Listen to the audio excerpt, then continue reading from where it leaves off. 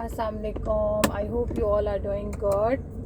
Actually, routine में चीज़ें इस तरह से चलती हैं कि definitely one do not get time. मुझे अपने बिजी स्केड्यूल में से टाइम ही नहीं मिल पाता कि I should be doing something.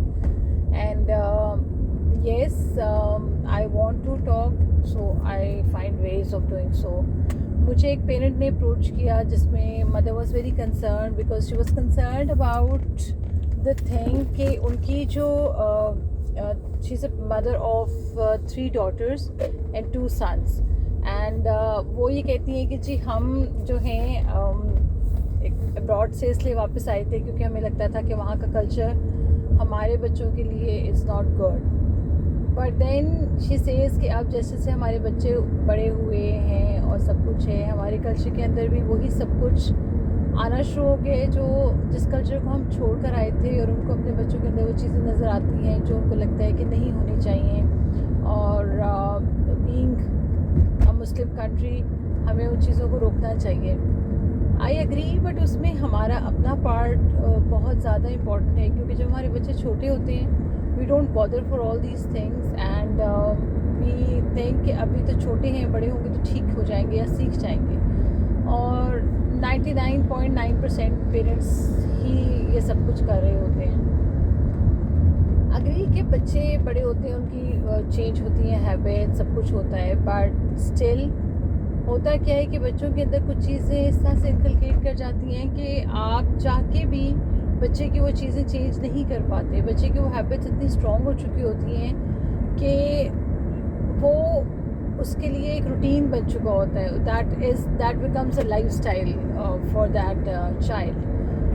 हम अपने सराउंडिंग में क्योंकि हमने सर्वाइव करना होता है और सर्वाइवल के लिए हम वेज ढूंढते हैं, और सर्वाइवल वेज में टाइम से होता है कोई इवेंट है स्कूल में, कुछ है, थीम्स हैं और बच्चा उस थीम को फॉलो कर रहा है, तो एट टाइम्स उस थीम को फॉलो करते करते वो इतने एक्सट्रीम पे बच्चे चले जाते हैं कि वो अपेरेंटली तो कुछ भी ऐसा गलत नहीं हो रहा होता, लेकिन अगर कैलकुलेट करेंगे ऑन द होल देखें तो बहुत अजीब और वेयर्ड चीज़ें भी सामने आ रही होती हैं. जैसे अब हमारे बचपन में जब हम इस स्टेज में थे तो मुझे आज भी याद आता है कि हम तो बहुत ज़्यादा डरते थे इन टर्म्स ऑफ के अगर हमने ये बात कर दी तो कितना मुश्किल होगा, ये हमें कितनी डांट पड़ेगी या कितना स्नब करेंगे. बट अब क्या होता है कि बच्चे बहुत ओपनली चीज़ें बोल देते हैं और काम करते हैं. Even just like for example अब कॉमन है बच्चे सिगरेट पी रहे होते हैं, और मुझे याद है कि हमारे टाइम पे तो जब पता भी चलता था कि भाई में से किसी ने सिगरेट के बारे में सोचा है या उसका दोस्त भी सिगरेट पीता है तो मार इसी को पड़ती थी भाइयों में से किसी को, क्योंकि दोस्त पीता है तो तुमने उससे दोस्ती क्यों नहीं छोड़ी. अब इट्स वेरी कॉमन इवेंट्स में, इट्स वेरी कॉमन. बच्चे अपने सेल फोन्स कैरी कर रहे होते हैं, उस पर इंटरनेट भी होता है, सब कुछ होता है. सो येस, अग्री कि हमने सोसाइटी के साथ चलना है, हमने अपने बच्चे को इस माशरे के साथ जीने की आदत डालनी है, मगर उसके साथ साथ हमने ये भी तो देखना है कि वो बच्चा बड़ा होने के बाद जब उसकी हैबिट्स डेवलप हो चुकी होंगी या ये हैबिट्स स्ट्रॉन्ग हो चुकी होंगी तो फिर तो वो आपकी इन चीज़ों को बहुत ही नॉर्मल लेगा. और जब चीज़ें नॉर्मल होना शुरू हो जाएंगी तो चीज़ें प्रॉब्लम की तरफ जाना शुरू हो जाएंगी क्योंकि वो थोड़ी सी नॉर्मल से हट के होंगी. I don't know, I may be wrong, लेकिन मुझे लगता है कि हमें शुरू से अपने बच्चों को बहुत क्लियर, बहुत एक होती है ना फाइन लाइन डिफाइन कर देनी चाहिए कि क्या वो कर सकते हैं, क्या वो नहीं कर सकते हैं.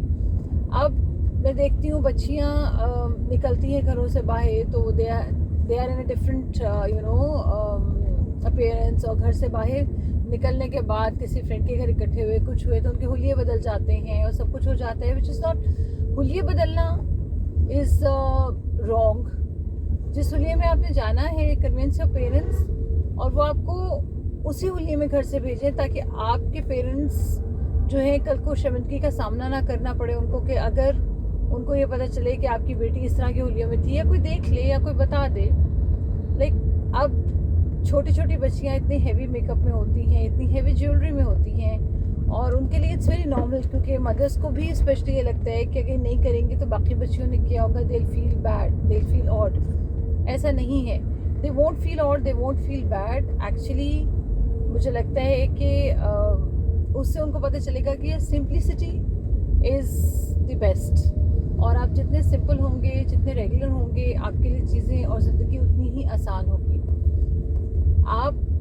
हम as a parent we should realise कि we are going towards an era जहाँ पे चीज़ें इससे ज़्यादा मुश्किल हैं।